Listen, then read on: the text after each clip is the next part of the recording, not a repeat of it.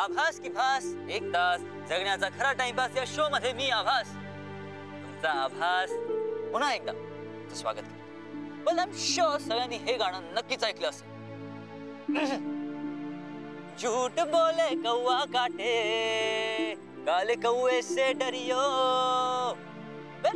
हे गाणं मी फारच मनावर घेतलं, म्हणजे मी खोटं बोलत नाही, अगदीच बोलणार नाही की मी कधीच खोटं बोललो नाही, पण निदान त्या दरम्यान मी कावळा अवॉइड करायचो आणि पितृपक्षात तर कधीच खोटं बोलायचो नाही। पण तसं खोटं बोलणं ही पण एक कला आहे मेरे दोस्त, पण ती फक्त कला असावी, विकृती नसावी।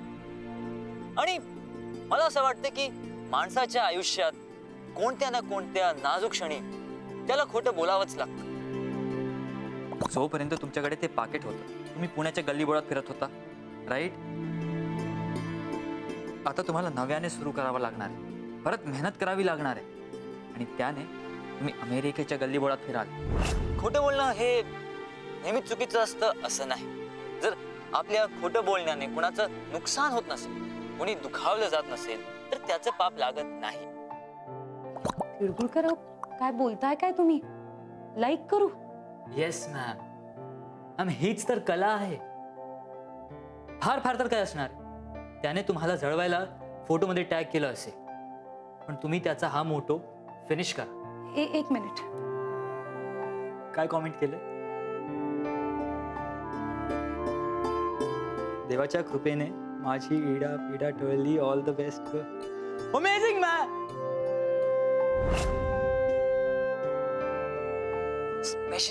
स्पेशली प्रेमात खोटं बोलावं लागतं, पण लक्षात ठेवा, खोट्याच्या आधारावर कोणतंही नातं टिकत नाही।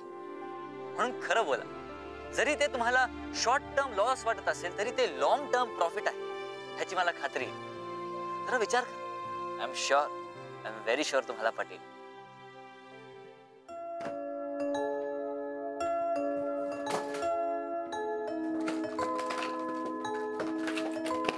नीतू, एक मिनिट, काय चाललंय? काम करते। काम करतेस की कामात गोंधळ करतेस? तुझी घाई होती हा नीतू? हा, मग होत असेल ना। आणि हे सगळं का होतंय? कामाचं टेन्शन ग। कामाचं टेन्शन की अजून काहीतरी? अगं वेडे, यालाच प्रेमात पडणं म्हणतात। पल्लू, आता मध्येच हे काय बोलतेस तू? नीतू, तुला चांगलंच माहितीये मी काय बोलतेय ते। ऋषी आज तुझ्यापासून दूर चाललाय म्हणून डिस्टर्ब झालीयस ना? काय चाललंय तुम्हा लोकांचं? एखाद्याच्या मनात कुठली गोष्ट नसेल तरी ती आहेच, असं कसं लादू शकता तुम्ही?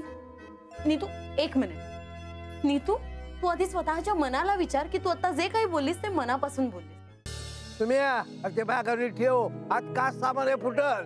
व्यवस्थित ठेवतो दादा मी। हा, बघतो आता कोल्हापूरला गेल्यावर मला काय फुटलेलं मिळालं का? मग तू आहेस आणि मी आहे। दादा, सगळं सामान भरलं ना? हो, काळजी करू नको। नीट बघितलं? हो हो, निघतो मी।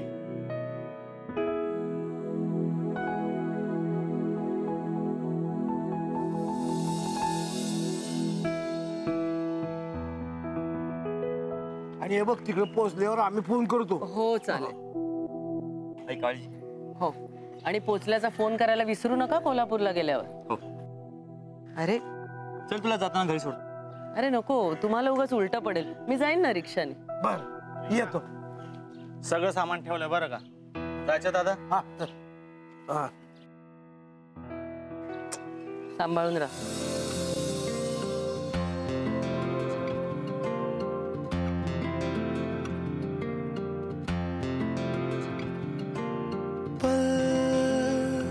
दो पल की क्यों है जिंदगी, इस प्यार को है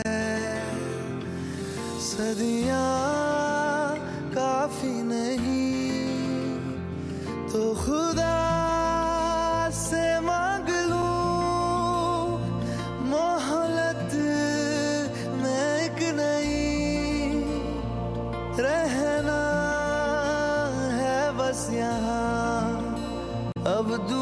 तुझसे जाना नहीं।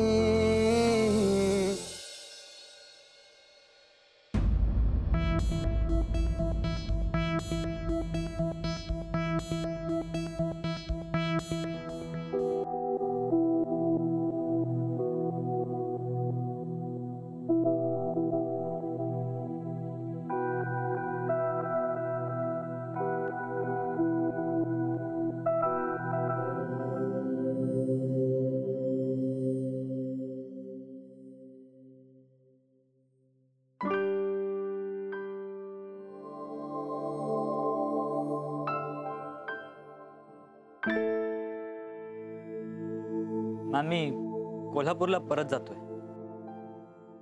मला माहित आहे की फसवणूक करणं, नियम मोडणं गुन्हा आहे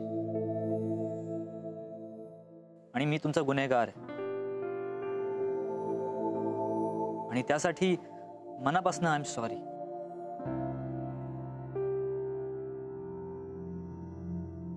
मला ही नोकरी परत नकोय, पण जर शक्य असेल तर मला माफ करा. माझ्या मनाला शांती मिळेल.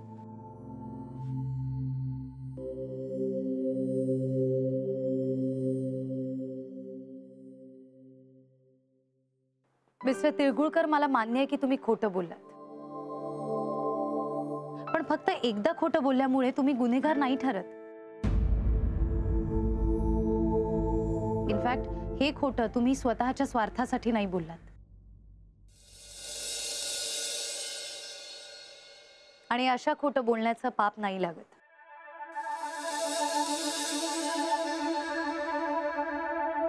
हे असं कोण म्हणतं?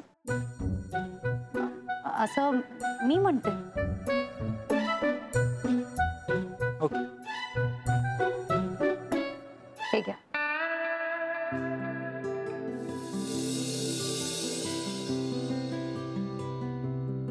हां, रिलिव्हिंग लेटर द्यायला तुम्ही का आलात? मी किल्ली द्यायला ऑफिसमध्ये येतच होतो तेव्हा मी कलेक्ट केलं असतं, नाहीतर तुम्ही गोप्याला पाठवलं असतं ना. आणि मग त्याने तुमच्याकडून पुन्हा पैसे उकळले असते, राईट? वाचा. मॅम ह्यात काय वाचायचं? तिळगुळकर, वाचा.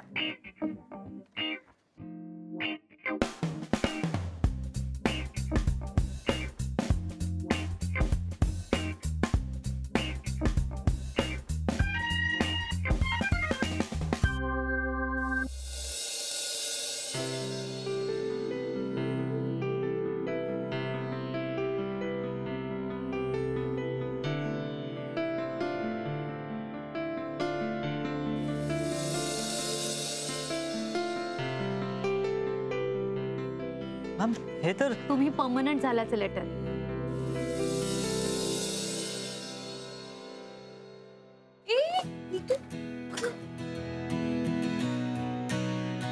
मिस्टर तिळगुळकर, मी खूप विचार केला आणि माझ्या असं लक्षात आलं की मी या सगळ्यावर खूपच ओव्हर रिॲक्ट झाले.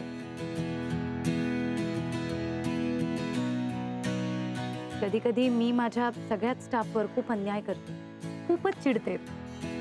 इनफॅक्ट मी त्यांचा विचार करायला हवा, राईट? सो तुम्ही इथे राहू शकता.